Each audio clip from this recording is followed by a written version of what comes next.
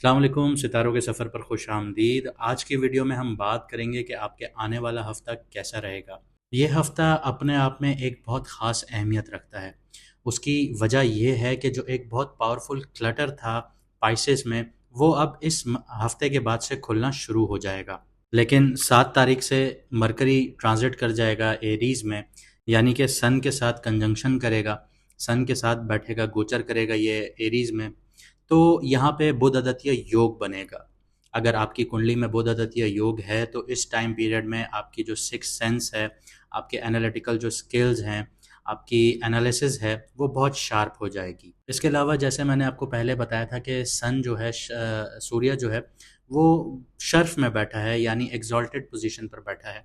और मरकरी जैसे ही इसको जॉइन कर रहा है 7 तारीख को, तो यहाँ पे आप लोगों के लिए जैसे मैंने अभी बताया कि एनालिटिकल स्किल्स भी आपके शार्प होंगे, एनालिसिस करने का आपका जो वे है वो भी शार्प होगा। जिसकी कुंडली में बुध आदित्य योग है उनकी बात कर रहा हूँ। साथ ही साथ यहाँ पे आपको अब फ़ायदा भी हासिल होगा, पैसा भी हासिल होगा। अगर आप कोई डील करने जा रहे हैं तो उसमें भी आपको कामयाबियाँ मिलेंगी। तो आइए शुरू करते हैं और देखते हैं, जानते हैं कि ये हफ़्ता आपके लिए कैसा रहेगा, किन तारीख़ों पे आपको ख़्याल रखना होगा और कौन-सी तारीख़ें आपके लिए बहुत अच्छी साबित होंगी। बात करता हूँ धनु राशि वालों की, यानी कि सजिटेरियस, जिसको उर्दू में बुर्ज कौस कहा जाता है। ये हफ़्ता आपके लिए एडवेंचरस भी साबित हो सकता है और विज़डम से भरा भी साबित हो सकता है। मून आपके 9th हाउस में है, जो कि लक और लर्निंग में बूस्ट लेके आ रहा है। मतलब आपकी लक भी चमक रही है और आपकी जो लर्निंग कैपेसिटी है उसमें बूस्ट देखने को मिल रहा है। जुपिटर आपके 6th हाउस में है, तो डेली वर्क में आप लोग ग्रोथ देखेंगे। आप अपने एनिमीज़ के ऊपर हावी होंगे। अगर कोई कोर्ट केस वगैरह चल रहा है, कोई राइवल्स हैं, कोई कंपटीशन चल रहा है, तो वहाँ पे आपको जीत देखने को मिलेगी, लेकिन थोड़े से डिलेज ज़रूर आएंगे, क्योंकि सैटर्न तीसरी नज़र देख रहा है। मैंने सैटर्न की सीरीज़ में भी बताया था। आप लोग ढैया में अभी अभी आए हैं। अगले 2.5 जो साल हैं वो आपके लिए थोड़े चैलेंजिंग रहेंगे, क्योंकि आपकी कुंडली का जो 4th हाउस है, जो कि घर से जुड़ा हुआ होता है, घर के सुकून से जुड़ा हुआ होता है, गाड़ी से जुड़ा हुआ होता है, आपकी माँ से जुड़ा हुआ होता है, वो थोड़ा डैमेज है। साथ ही साथ आपका 10th हाउस डैमेज है, जो करियर से रिलेटेड होता है। और इसके अलावा आपका 6th हाउस भी डैमेज हो रहा है। आपको अपनी सेहत का भी ख्याल रखना चाहिए। और इसके अलावा आपका फर्स्ट हाउस भी डैमेज हो रहा है। तो इस वक्त में आप अपनी बॉडी में ट्रांसफॉर्मेशंस भी देख सकते हैं। अगर आपने ख्याल नहीं रखा, अपनी ईटिंग हैबिट्स को सही नहीं किया, हेल्दी लाइफस्टाइल को नहीं अपनाया, तो आप मोटापे का भी शिकार हो सकते हैं। ब्लोटिंग, गैस इश्यूज़, ये सारी चीज़ें हो सकती हैं आप लोगों को। ऊपर से आपके बाल जल्दी सफ़ेद होना शुरू होंगे, फेस पे रिंकल्स आना शुरू हो जाएंगे, अगर आपने अपनी प्रॉपर डाइट को बैलेंस नहीं किया और अपनी रूटीन को बेहतर नहीं किया। तो ये एक छोटी सी मैंने आपको शनि के बारे में रिकैप दे दिया बेसिकली। लेकिन शनि आपके 4th हाउस में है, तो ये आपको सेल्फ डिसिप्लिन मांग रहा है आपके लिए। इसके साथ साथ जो आपकी एक नेचर है ऑप्टिमिज्म वाली, कि आप हर बुरी सिचुएशन में भी एक अच्छी सोच, अच्छी अप्रोच रखते हैं, उसका यूज़ कीजिए। और ओवर कॉन्फिडेंस से आप लोगों को बचना होगा। करियर और फाइनेंस के सेक्टर में अगर मैं जाता हूँ, तो एक तो पहली बात कि सैटर्न नज़र डाल रहा है, 7वीं नज़र आपके करियर के घर पे, तो चीज़ें स्लो होना शुरू होंगी। लेकिन 5th हाउस एक्टिव हो रहा है, क्योंकि 5th हाउस ऑलरेडी एक्टिव है। यहाँ पे शर्फ में सन बैठा हुआ है, एग्जॉल्टेड सन बैठा हुआ है। साथ ही साथ मरकरी जॉइन कर रहा है। तो जिन लोगों की कुंडली में, पैदाइशी कुंडली में या जायचे में बुध आदित्य योग है, वो एक्टिव हो जाएगा, तो आपके एनालिटिकल स्किल्स बहुत ज़्यादा हो जाएंगे। आप लोग चीज़ों को परखना, समझना, उनको एनालिसिस करना बहुत अच्छे से कर सकेंगे। इसी के साथ साथ आपकी क्रिएटिविटी में भी बूस्ट देखने को मिलेगा। जो लोग क्रिएटिव फील्ड से जुड़े हुए हैं, आर्ट्स हो गया, या कोई नई चीज़ ईजाद कर रहे हैं, इनोवेशन कर रहे हैं, क्रिएटिव आइडियाज़ अडॉप्ट कर रहे हैं या उनको इम्प्लीमेंट कर रहे हैं, तो आपके लिए अभी ये टाइम पीरियड अच्छा साबित होगा, क्योंकि बुध आदित्य योग आपका जो है वो एक्टिव हो जाएगा अगर आपकी कुंडली में है। साथ ही साथ बच्चों से रिलेटेड आप लोगों को खुशियाँ देखने को मिलेंगी। अगर आपके बच्चे हैं तो आपको अच्छी खुश न्यूज़ मिलेगी उनके रिगार्डिंग, उनके एग्ज़ाम्स के रिगार्डिंग। साथ ही साथ जो आपके क्रिएटिव प्रोजेक्ट्स हैं उनमें आप लोगों को स्पार्क देखने को मिलेगा। वेडनेसडे वाले दिन एक इनोवेटिव आइडिया शेयर कीजिए, प्रेजेंट कीजिए, जहाँ पे आप जॉब करते हैं अपने बॉस के साथ, अपनी हायर कमांड के साथ, तो वहाँ पे आपको आउटशाइन करने का मौका मिल सकता है।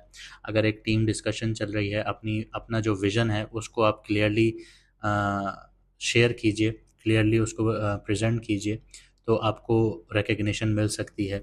हालांकि आपका जो 10th हाउस है वो डैमेज तो हो रहा है, लेकिन वो आपसे कंसिस्टेंसी मांगता है। कंसिस्टेंसी देंगे तो ऑब्वियसली सी बात है 10th हाउस शाइन करेगा। अगर आपने कंसिस्टेंसी दिखाई, आपने एक आइडिया को प्रॉपर रिसर्च किया, हर चीज़ उसको हर एस्पेक्ट से उसको देखा और उसको शेयर किया, तो यहाँ पे आपको रिकग्निशन मिल सकती है। साथ ही साथ जुपिटर की भी प्लेसमेंट अच्छी है आपके लिए। लेकिन यहाँ पे अगर आप लोग स्पेक्युलेटिव मार्केट्स में जुड़े हुए हैं, जैसे जुआ सट्टा आप लोग करते हैं, या आप लोग क्रिप्टो मार्केट में हैं, स्टॉक एक्सचेंज में हैं, कमोडिटीज़ में हैं, तो अभी आप लोगों के लिए टाइम सही नहीं है। यहाँ पे इल्यूजन्स क्रिएट हो जाएंगे आपके लिए, आप लोग पैसा फंसा देंगे अपना। तो अभी रिस्की जो बेट्स हैं, इन चीज़ों को आपने अवॉइड करना है। जुपिटर आपका पैसा बचा रहा है, लेकिन आप लोग अगर ओवर कॉन्फिडेंट हुए, जैसे मैंने आपको पहले बताया, तो आप लोग अपनी इन्वेस्टमेंट गंवा सकते हैं। आगे बढ़ता हूँ, लव रिलेशनशिप्स की बात करता हूँ। वीनस आपके 4th हाउस में है, जो कि इमोशनल बॉन्डिंग को बहुत ज़्यादा डीप कर रहा है। फ्राइडे को अपने पार्टनर के साथ कोजी इवनिंग प्लान कीजिए, अपने डिनर प्लान कीजिए, उनके साथ बैठिए, कोई मिसअंडरस्टैंडिंग है उन चीज़ों को डिस्कस कीजिए। दुनिया के बड़े से बड़े मुद्दे जितने भी हैं, वो टेबल पे बैठ के ही डिस्कस करके सॉल्व होते हैं। अगर आप लोग, ये तो छोटे से मसले हैं आपके, लड़ाई झगड़े हैं, वो आप बैठ के सॉल्व कर सकते हैं। देखें, कहीं आपको झुकना है, कहीं आपके पार्टनर को झुकना है। अगर आपने ये चीज़ कर ली तो आपका रिश्ता कामयाब हो सकता है। और यही चीज़ अगर आपने फ्राइडे वाले दिन की, तो ये आपके लिए और ज़्यादा सूटेबल होगा, आपका कनेक्शन और ज़्यादा स्ट्रांग हो जाएगा।